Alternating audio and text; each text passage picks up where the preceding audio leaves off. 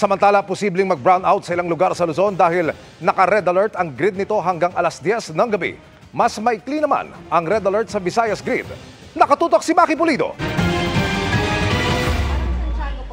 Nakakadagdag sa stress ni Josie ang patuloy na banta ng brownout. Sa tindi kasi ng init, nangangamba siyang baka lumala pa ang high blood niya kahit walang mintis ang pag-inom ng maintenance medicine. Swerte yung mga may pera dahil talagang kahit papano na nila yung ibsan yung init na nararamdaman nila. Hindi totally na katulad namin na talagang ramdam namin bilang isang mahirap na tao.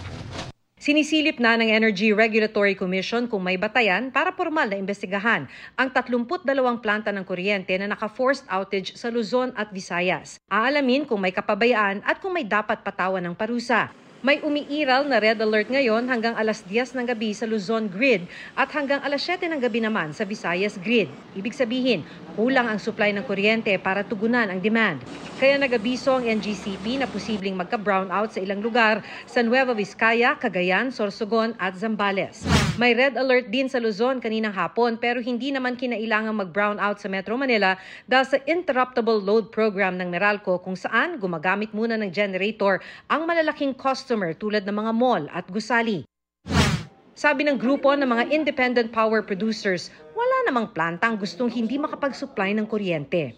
Nasa advantage namin na i-maintain ang mga planta namin. Kung hindi namin to i-maintain, hindi kami kikita. Apektado rin daw ng init ang pagtakbo ng mga coal-powered plant. Habang ang hydropower plants, hindi mapatakbo kung mababang level ng tubig dahil tag-init.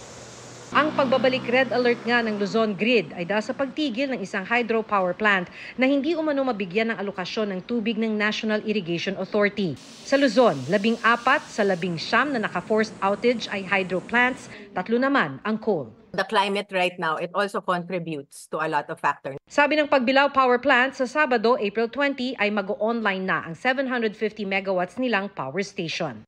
Hanggang maibalik agad natin yung servisyo ng mga power plants na naka-outage ngayon, then maiibsan yung problema natin or mamimit pa rin natin yung demand. Para sa GMA Integrated News, Maki Pulido, nakatutok 24 oras.